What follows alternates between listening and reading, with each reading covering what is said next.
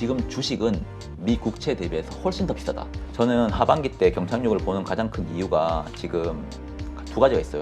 연착륙이 오든지 경착륙이 오든지 주식과 채권을 같이 들고 가야 지금 상황에서는 가장 대응이 가능하다. 주식시장의 저점을 가장 잘 반영하는 지표는 이런 시기가 저는 10년에 한 번 올까 말까 하는 시기거든요. 채권 투자하기. 네, 왜냐하면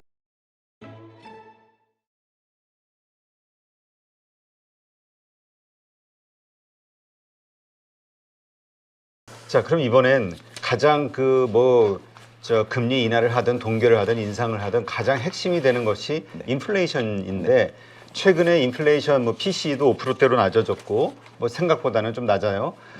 그다음에 고용과 관련해서도 좀 둔화됐다라는 어떤 시그널을 보여주는 데이터들이 나오고 하기 때문에 이제 인플레이션은 잡히는 거 아니야? 이런 시각이 있는 반면에 어느 쪽 한편에서는 지금까지는 이렇게 잡혔지만 추가적으로 더 쉽게 잡기는 어려울 것이다. 이 인플레이션이 좀 4, 5%대 인플레이션이 상당 기간 진행이 될 수도 있다. 이런 시각도 있거든요. 어떻게 보시는지. 저는 일단 상반기는 작년 기고 효과라고 해야 되나? 작년에 높았던 물가 때문에 상반기는 지금 MOM 기준으로 0.5가 나오더라도 그 미국 CPI가 3%까지 빠질 거로 보고 있습니다. 근데 하반기는 만약에 지금 똑같은 스탠스로 나온다고 하면 다시 올라갈 가능성이 높거든요. 그래서 상반기까지는 물가가 떨어질 가능성이 있는데 하반기 때는 침체가 생기지 않으면 하반기 때는 물가가 올라갈 가능성이 있다고 보고 있습니다. 그래서 실질적으로 미국의 물가는 전 침체로 잡힐 거라고 보고 있는 입장이긴 하거든요. 미국이 그동안 항상 그 물가를 자기들이 그 긴축을 잘 조절해서 잡은 적은 1950년 이후로 한 번 있습니다. 한 번, 1990년도에. 그래서 저는 그 가능성보다는 과거에 항상 침체로 잡았던 것처럼 과도한 금리 인상에 따른 침체 그리고 그거에 따른 물가 하락을 지금 예상을 하고 있고요. 그런데 지금 상반기 때 지금 시장은 기준금리 인하를 베팅을 많이 하고 있거든요. 근데 그런 측면에서 지금 현재 물가는 기준금리보다 높은 상황입니다. 미국 CPI는 6%고 미국 기준금리는 상단이 5%입니다. 그런데 과거에도 보면 미국 물가가 연준의 기준금리보다 최소한 1%는 낮아야 첫 번째 금리 인하를 시행을 할 수 있었거든요.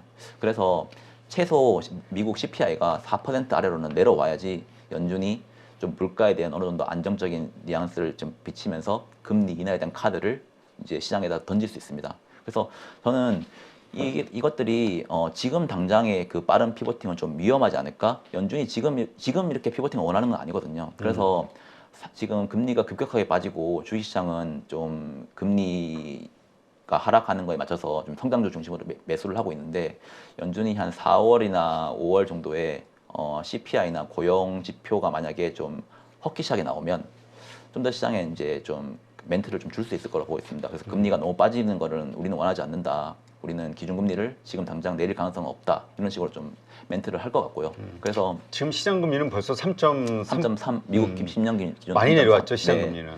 3.3 아래로 빠지는 수준은 이제부터는 경기 침체를 베팅하는 거거든요. 그래서 지금 너무 빠른 경기 침체, 그러니까 너무 급격한 피보팅 베팅은 좀 위험하지 않을까? 하지만 수수는 맞다. 그래서 그렇게 보고 있고요. 그래서 금리를 사려고 하는 사람들은 지금 당장 사기보다는 한 4월, 5월 정도에 금리가 좀 반등을 했을 때 좀 매수하는 거를 좀 추천을 드리고 있습니다. 그런 측면에서 이제 미국채 기준금리로는 높지만 실장금리가 워낙 낮아져가지고 글쎄 지금 투자할 매력이 있을까? 이렇게 생각하는 분들이 있어요. 그런데 일단 제가 요거 한 말씀 드릴게요. 미국채 10년 금리가 기준금리 대비해서는 낮은 건 맞습니다. 왜냐하면 지금 거의 올해만 3번 정도 인하가 지금 베팅이 되어 있고 내년도 되면 거의 기준금리를 3%까지 인하하는 거를 가정해서 미국채 10년은 지금 가 있는 상황이거든요. 그런데 그럼에도 불구하고 제가 이건 지속적으로 말씀을 드리고 있는데 미국채 10년 금리 대비해서 주가의 기대 수익률 그걸 ERP라고 하거든요. 미국채 10년은 지금 3.3이잖아요. 그런데 지금 주가의 기대 수익률은 이게 제가 3,900대를 그냥 가지고 왔었는데 미국채 기대 수익률은 5.7입니다. 예를 들어서 그러면 미국채 기대 수익률 5.7에서 미국채 10년 금리 3.3을 빼면 지금 ERP 기준으로 2.3 수준이거든요. 그러면 이 파란색 그래프가 ERP의 추이예요. 이게 내려올수록 미국채 대비해서 주가가 비싸다는 겁니다. 그런데 그래요? 과거에 2008년도부터 보시면 이게 전부 다 비싸다가 시장이 폭락을 하면서 올라가거든요. 근데 지금 현재 상황에서는 지금 폭락하고 있는 상황이 아니잖아요. 그래서 지금 주식은 미 국채 대비해서 훨씬 더 비싸다. 그래서 지금 주식을 사는 사람들에게 채권을 권하면 채권 너무 비싼 거 아니냐라고 말씀하시는 분도 있어요. 그런데 채권보다 주식은 훨씬 비쌉니다. 그래서 그런 측면에서 지금 주식과 채권을 좀 같이 들고 가는 걸 권하는데, 만약에 너 주식 살래, 채권 살래를 하면 지금 채권 사는 게 향후 1년에 대한 기대 수익률이 더 높을 수 있다는 겁니다. 네.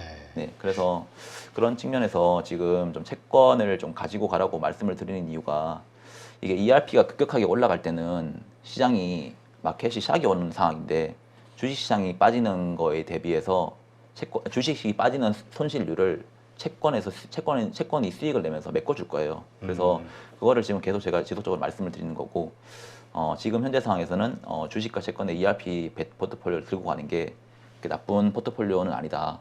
대신 이제 금리를 지금 당장 사라는 건 아닙니다. 왜냐하면 최근에는 좀 너무 빠른 피보팅이 되어 있으니까 4월이나 5월 중에 금리가 좀 다시 좀 반등을 하면 좀 금리를 좀 사서 주식과 채권 포트폴리오를 좀 구축시켜 놔라.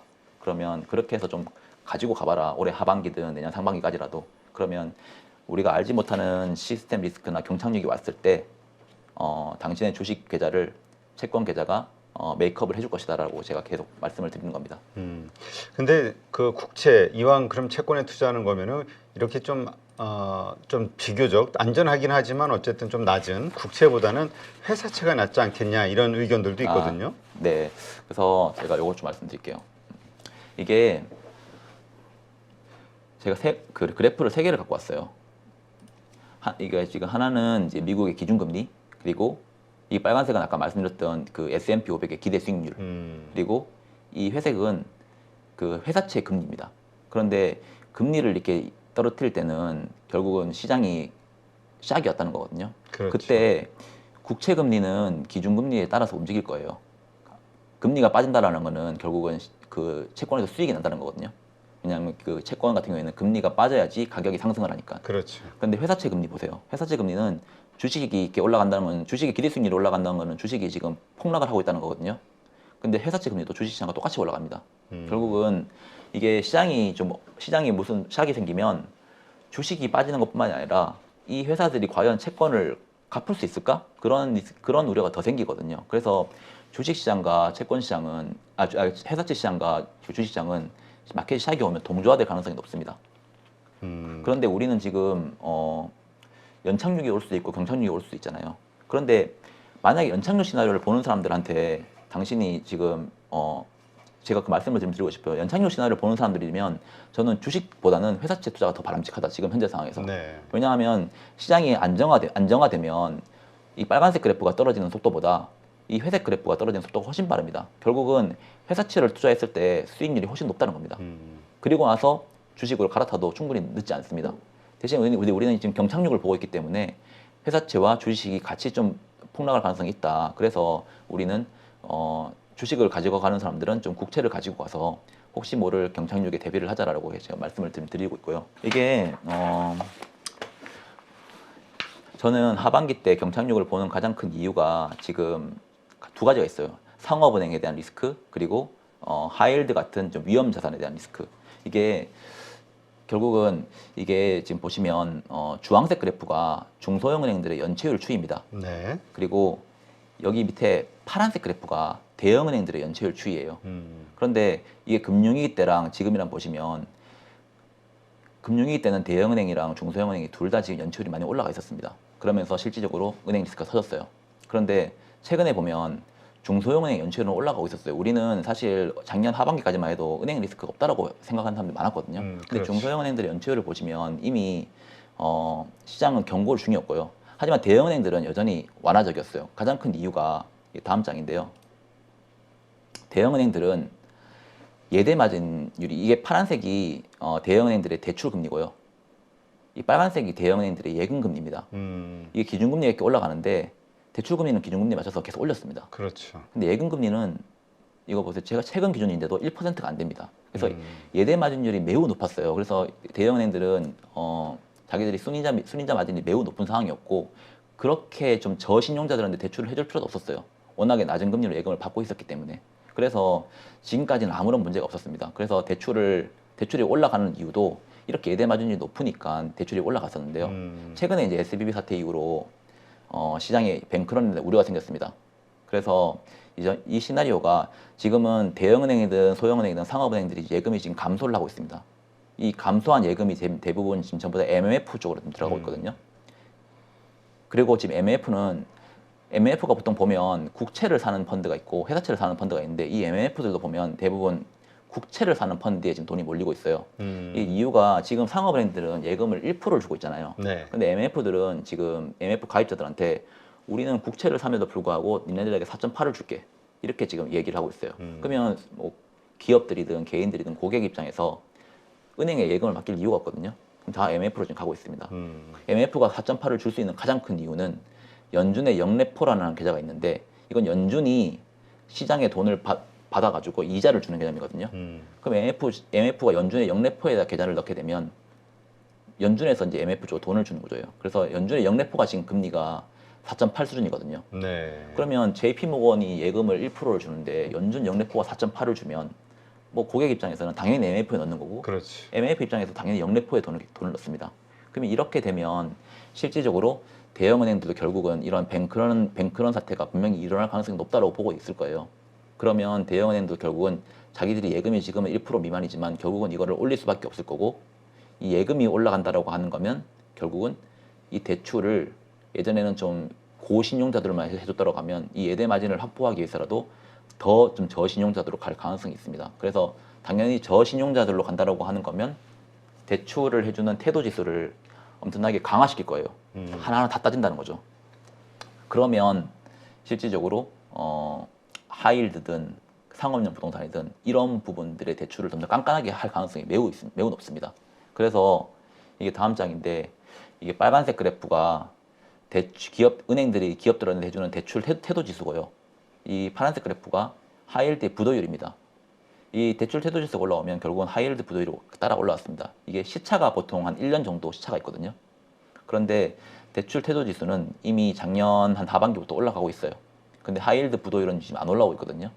그런데 작년 하반기부터 이게 대출 태도 지수 올라왔으니까 시차를 감안을 하면 올해 하반기에는 이 하이힐드 부도율이 따라 올라올 가능성이 저는 매우 높다고 보고 있습니다. 이게 저는 은행 리스크와 그 하이힐드 리스크 결국은 최근에 은행들이 뱅크런의 이슈는 연준이 갑자기 예금자들이 돈을 찾는 거니까 그렇죠. 말로 좀 이렇게 블러핑을 할 수 있거든요.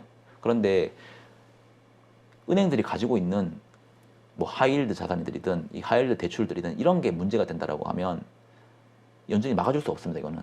그러면 결국은 이거는 경착륙으로 옮겨갈 가능성이 매우 크거든요. 저는 이 시나리오가 결국은 하반기에 나타날 가능성이 크다고 보고 있습니다. 그렇군요. 하긴 뭐 지금 은행도 그렇게 흔들릴 정도면은 기업단에서 그렇게 그 수익은 못 내고 이자 비용이 더 큰 기업들 같은 경우는 뭐 문제가 좀 터지겠죠. 네. 지금 올해 상업용 부동산 그러니까 만기 도래할 상업용 부동산 대출이 지금 거의 500조 정도 됩니다. 미국에. 예. 지금 미국의 상업용 부동산이 맨하탄이든 지금 워싱턴이든 이런 부분들은 공실률이 계속 올라가고 있거든요. 그러면 대출해준 입장에서 이게 만기가 도래를 하면 돈을 회수하려고 하지 그거 차원을 할 가능성이 낮거든요. 그렇죠. 그러면 그 부분에 대해서 그 부분들이 아마 트리거가 될 가능성이 높습니다. 이게 대출을 안 해주면 그 부분이 터지고 그 부분이 터지면 은행들이든 기관 투자자든 투자한 자산들이 문제가 되기 때문에 전이될 가능성이 있거든요. 그러면 시장이 좀 연준이 이거를 선제적으로 대응을 안 터지도록 선제적으로 대응을 해주면 뭐 또 모르겠지만 요즘의 스탠스를 보면 대응 방안은 빨리 나오는데 선제적으로 먼저 해주진 않더라고요. 그래서 하반기에 저는 상업용 부동산의 흐름이 매우 중요하다고 보고 있고 지금 하이힐드에 대해서는 사람들이 우려를 안 하고 있는데 저는 하이힐드 자산도 문제가 될 가능성이 또 있다고 보고 있습니다. 네. 근데 사실 우리 부동산 PF를 보면은 선제적으로 우리 막아왔잖아요. 네. 그러니까 연장해 주는 거죠. 뭐 네, 딴 거 있나요? 네. 그러니까 이것도 연준 입장이나 아니 미국의 재무부 입장에서는 은행들하고 협의를 해서 좀 이렇게 계속 그 폭탄 돌리기를 좀 더 연장을 해줄 것 같은 느낌? 그것도 당장 돈이 들어가는 건 아니잖아요. 네, 그렇죠. 일단 달러 채권과 마찬가지로. 진짜 중요한 게 그래서 아까 말씀을 좀 잘 주셨는데 코로나 때랑 금융위기 때랑 가장 다른 점이 금융위기 때는 자산이 터지고 난 뒤에 연준이 돈을 풀었습니다. 코로나 때는 갑자기 문제가 생겼잖아요. 그러면서 모든 프로그램을 다 가동시켰어요. 그걸 실질적으로 돈이 하이힐드든 뭐 그런 부동산이든 이런 쪽으로 돈이 많이 안 들어갔어요. 미리 시장은 완화적으로 돌아버렸거든요. 그래서 이번에 만약에 연준이 터질 것 같으니까 미리 프로그램을 가동시킨다. 그러면 시장이 좀 완화적으로 돌아갈 수 있죠. 근데 이거는 다시 또 물가를 자극할 거예요. 그러면 이게 좀 이연된다 뿐이지. 그래서 저도 뭐 금리 인하든 뭐 돈을 풀어주는 이런 정책들이 내년에 선거가 있잖아요. 그래서 미리미리 하면 지금 당장 터질 가능성은 내년으로 이연시키는 느낌이라고 보고 있고요. 근데 이게 사실 물가를 자극할 거니까 결국은 또 다시 2022년 리바이벌 될 가능성이 높습니다. 그러니까 바이든 입장에서는 선거에 재선하기 위해서라도 이걸 터트리면 안 되니까 네. 어떻게든 총력을 다해서 막지 않겠냐. 이게 이제 우리 투자자들이 가지고 있는 기대감인데. 맞습니다. 예. 근데 지금 또 일각에서 나오는 그 어떤 이야기 보면은 사실 연준이나 재무부 그러한 것들을 해결할 돈이 없는 걸로 이번에 드러났잖아요. 이 블러핑이지. 그리고 문제가 터지면 어떻게든 해결할게 이런 자신감을 주는 것뿐이지. 그래서 이 미국 부채 한도 협상 이게 그 한도를 넘어서는 금액을 또 조달해 줄 수는 없는 거잖아요. 이것에서 오는 어떤 이게 딱 겹치게 됐을 때 파국이 올 수도 있다 뭐 이런 얘기도 있긴 하던데. 네, 그럴 수 있죠. 예. 그래서 이게 주식시장을 저도 뭐 거기서 공부를 하다 보니까 시장의 밸류에이션만 잘한다고 잘하는 것도 아니고 결국은 경제만 잘한다고 잘하는 게 아닌 것 같더라고요. 경제랑 정치랑 같이 봐야 되고 결국 내년에 선거가 저는 올해 경착륙이 오냐 안 오냐의 그 가장 큰 뭐라고 해야 되지? 이유가 될 것 같고 이번에 이게 그래서 제가 주식을 다 팔려고 하는 게 아니라 연착륙이 오든지 경착륙이 오든지 우리는 주식시장의 지금 방향성은 잘 모르겠다. 하지만 연착륙이 오든지 경착륙이 오든지 채권의 금리는 좀 하락할 가능성이 있다. 왜냐하면 돈을 푼다라고 하는 거면 결국은 시장을 안정화시키는 거니까 채권 시장으로 돈이 들어가거든요. 주식도 방이 반등하겠지만 채권 금리도 오를 가능성보다 내릴 가능성이 큽니다. 그래서 연착륙이 오든지 경착륙이 오든지 주식과 채권을 같이 들고 가야 지금 상황에서는 가장 대응이 가능하다. 알 수 없으니. 네. 그런데 만약에 경착륙이 왔다. 그럴 때는 제가 후반부에 어떤 식으로 대응을 해야 될지에 대해서는 좀 말씀을 드릴 수 있을 것 같습니다. 그래요. 그럼 바로 한번 들어가 보죠. 지금 경기 침체를 예상하시는 분들, 그분들의 이야기를 들어보면은 이번 1분기 기업 실적 상당히 뭐 2분기 기업 실적이 뭐 더 안 좋을 수도 있다는 얘기도 있고 그것이 이제 결국은 침체를 확인시켜주는 하나의 그 트리거가 될 것이다. 이런 의견들이 좀 있거든요. 네. 그래서 저는 만약에 올해 상업용 부동산이든 하이힐드든 문제가 돼서 연준이 실질적으로 돈을 풀어야 되는 그 상황이 왔다라고 하면 우리가 언제 어떻게 뭘 보고 주식을 좀 사야 될지를 좀 한번 말씀을 드리고 마지막에 시간이 좀 더 나오면 그때 보니까 채권을 사야 되는데 ETF를 어떤 걸 사야 되는지 이런 거 사람들이 잘 모르시는 분들이 많더라고요. 그래서 채권이 수익률이 어떻게 나는지랑 ETF 뭐가 있는지를 마지막으로 좀 말씀을 드릴게요. 네. 일단 경기 침체에 빠진다면 우리가 진짜 주식을 늘릴 타이밍은 언제일까를 한번 이게 모건스탠리 자산운용의 자료인데요. 과거에 1950년도부터 돌려보니까 주식시장이 큰 폭으로 하락을 하면 주식시장의 저점을 가장 잘 반영하는 지표는 ISM 제조업 지수였다. ISM 제조업 지수가 이렇게 턴 어라운드가 할 때가 주식시장의 저점이랑 가장 근접했다. 그런데 우리가 지금 가장 많이 보는 거는 그 미국 기업들의 EPS, 그 포워드 EPS라고 하죠. 그렇죠. 그 기업을 어떻게 애널리스트 전망하고 있는지. 예상 전망치. 네. 근데 그거는 가장 후행했다는 겁니다. 그래서 포워드 EPS를 보고 주식의 저점을 잡으려고 하면 주식이 다 오르고 난 뒤다. 다 오르고 난 뒤에 포워드 EPS는 다시 턴 어라운드를 한다. 하지만 ISM 제조업 지수는 주식의 저점과 더 비슷했다. 주식의 저점을 판단하기 비슷했다. 그런데 이거는 이제 경제 지표를 가지고 우리가 판단을 하는 방법이고 실질적으로 제가 보는 방법은 매일매일 움직이고 있는 BEI 지표라고 있습니다. 이거는 미국채 10년 금리와 그 미국채 물가 안동국채 우리는 팁스라고 합니다. 이 두 가지의 그 스프레드이거든요. 그래서 보통 디플레이션이 오면 BI 스프레드는 빠집니다. 물가에 대한 이게 BI가 결국은 물가에 대한 기대 인플레이션이랑 똑같은 개념이거든요. 디플레이션이 오면 그 경기 침체가 오면 이 검은색 그 검정색 그래프가 BI 스프레드인데 과거에 보시면 금융위기 때도 검은색 그래프가 빠졌어요. 경기 침체가 올 때. 그런데 어느 순간부터 이 BI 그래프가 그 검정색 그래프가 올라옵니다. 주식시장은 빠지고 있는데 이게 연준이 돈을 풀고 있다는 것을 반증해주는 그 지표거든요. 연준이 지금 이 팁스 채권, 우리는 실질금리라고 부르는데 이 팁스 중심으로 지금 어마어마한 매수를 지금 하고 있다는 겁니다. 그래서 이게 결국은 연준은 그렇게 디플레 아니야 우리가 그 금리 채권 금리를 팁스 금리를 사서 이 BI 지표를 강제적으로 끌어올리는 방향이거든요. 그러면 주식시장은 바닥을 잡고 올라옵니다.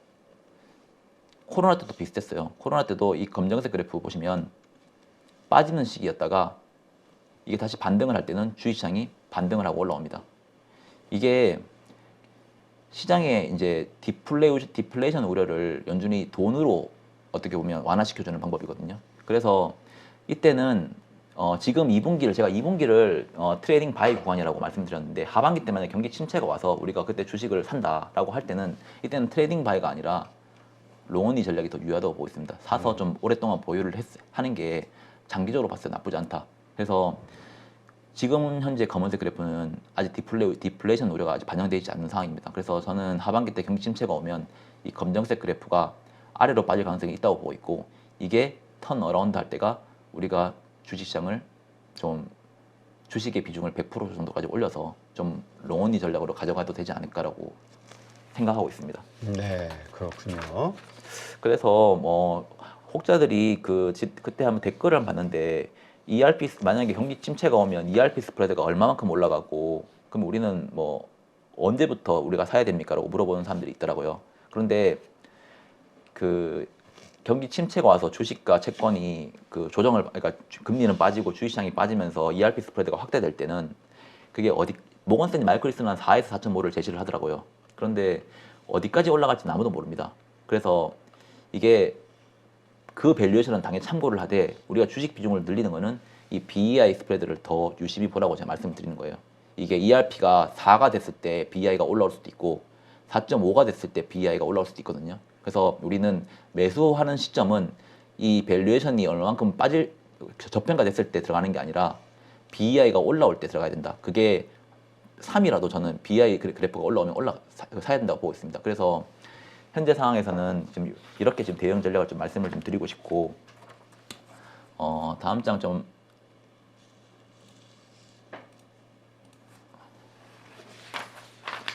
조금 적극적인 투자라고 하면 제가 주식과 채권을 좀 들고 있는 사람들이 결국은 채권은 국채였거든요. 네. 그 국채를 팔면서 주식을 사긴 사야 돼요. 그런데 과거 시장을 보면 이 빨간색이 S&P 500의 그 기대 수익률 흐름이고요.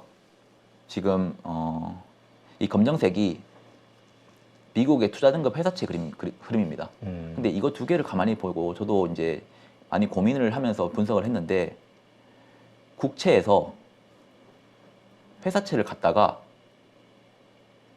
주식으로 가는 게 가장 성과가 좋을 것 같습니다. 그러니까 이게 무슨 말이냐고 하면 BEI 스프레드가 이제 바닥을 찍고 올라간다 할 때 이때 회사채를 먼저 샀다가 회사채에서 수익률을 내고 난 뒤에 주식으로 갈아타도 늦지 않다. 이게 보면 시장의 그 안정화가 되면 주식이 안정화되는 것보다 회사채 안정화가 훨씬 빠른 속도로 됩니다.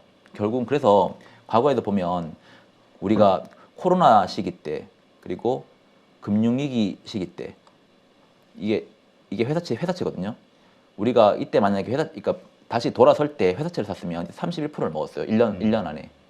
그리고 코로나 때도 16%를 먹었습니다. 그래서 이게 주식도 분명히 주식인데 좀 더 내가 적극적인 투자자라고 하면 국채를 팔아서 회사채를 갖다가 주식으로 가라. 그러면 여기서도 먹고 여기서도 먹는다. 근데 국채에서 주식으로 가면 이게 좀 시차가 있거든요. 그러니까 사도 주식시장이 바로 반등은 안 할 거예요. 그러니까 BEI가 올라갈 때 바로 반등은 안 할 거예요. 근데 회사채를 사면 바로 반등을 하거든요. 그래서 회사채에서 먹고 주식으로 갈아타면 여기서도 투자 수익을 낼 수 있고 여기서 수익을 낼 수 있다. 그래서 저는 주식과 채권을 국채를 가지고 가되 나중에 국채를 팔아서 주식으로 갈아탈 때 바로 주식으로 가지 말고 회사채 ETF로 투자를 했다가 회사채 ETF에서 수익이 나면 또 거기서 또 한 번 더 주식으로 갈아타는 전략이 더 유효하지 않을까라고 해서 이게 좀 일반적인 전략과 좀 내가 좀 적극적인 투자자라면 좀 이렇게 해야 될지를 좀 말씀을 좀 드리고 싶어요. 네. 사실 적극적인 투자자라보다 네. 이거는 좀 어느 정도 중수 이상의 실력을 가진 분들, 왜냐하면 이거 타이밍 잡기도 그렇고 맞아요. 네.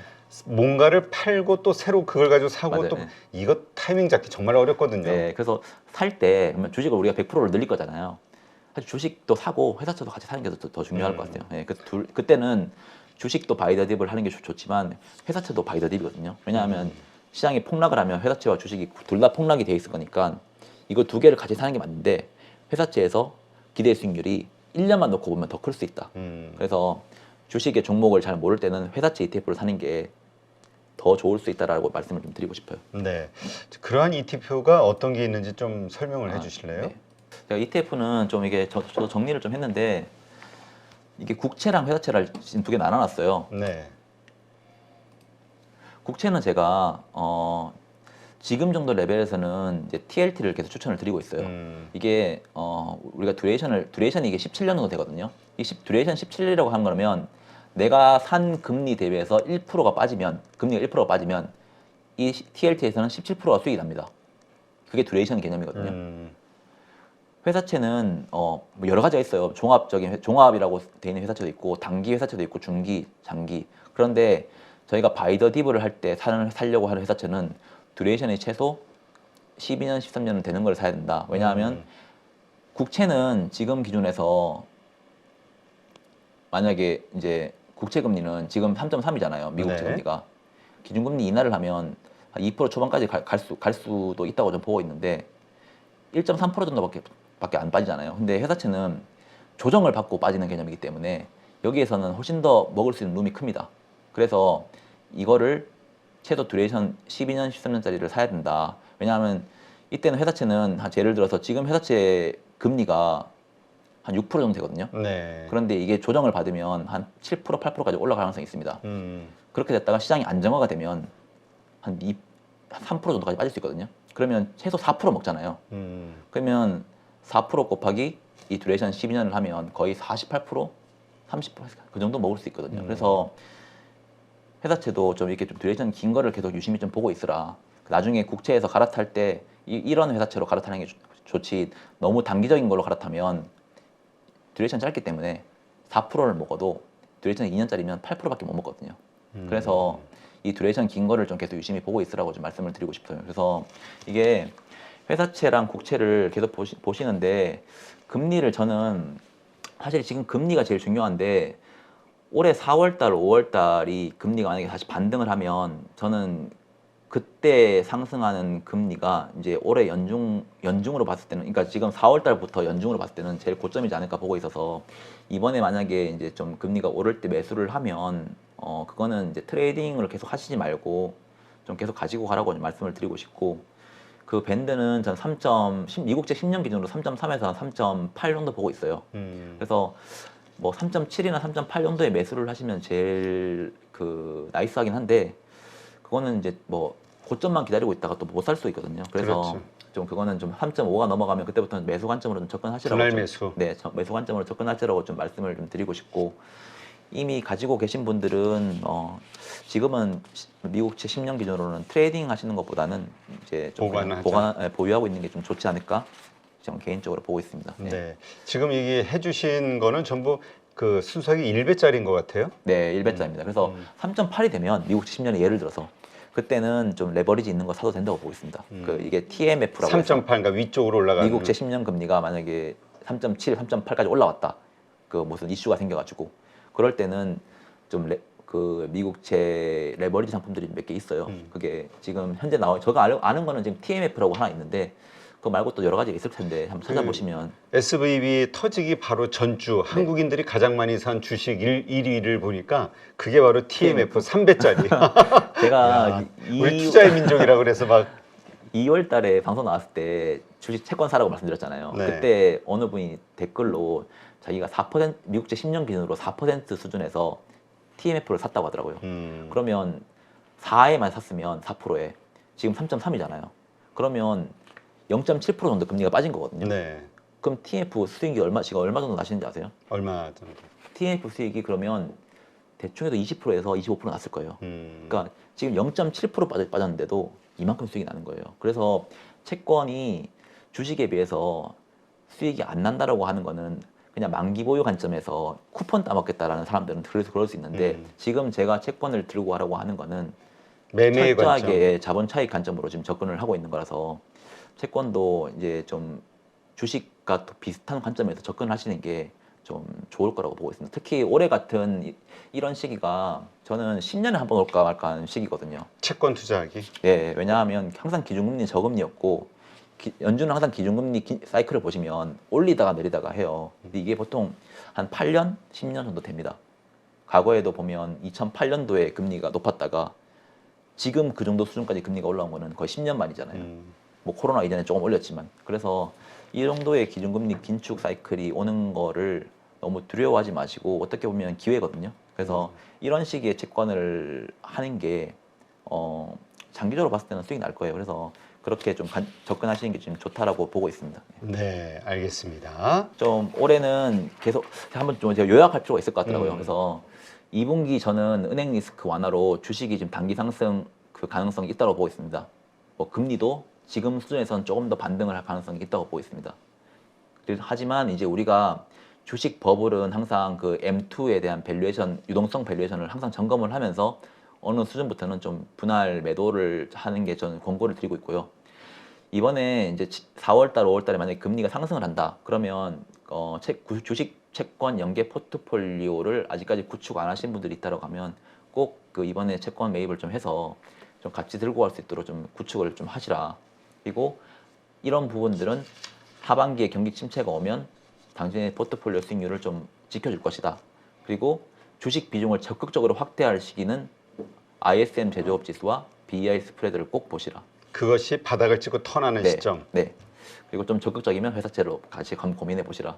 그리고 그래서 우리가 개인들은 주식을 좀 언제나 하는 게 아니라 나에게 좀 확률적인 우위가 왔을 때 그때 하면 되거든요. 네. 그래서 항상 주식을 좀 그런 식으로 선별적으로 하는 방식으로 좀 하셔야 되지 매일매일 보고 있으면 이 사람들이 좀 계속 보고 있으면 또 계속 하고 싶거든요. 그렇죠. 네, 또 좋은 게 자꾸 나오고 사고 싶은 게 있으니까. 네, 그래서 그런 측면에서 좀 잘 관리를 하시라고 좀 말씀을 좀 드리고 싶습니다. 네, 알겠습니다.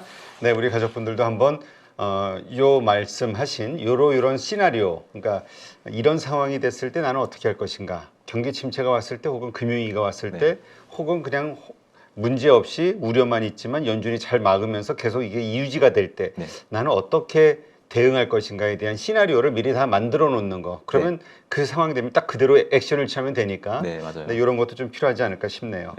네, 이제까지 중소기업중앙회 금융투자실의 성상현 과장님과 함께했습니다. 오늘 좋은 인사이트 고맙습니다. 네, 감사합니다.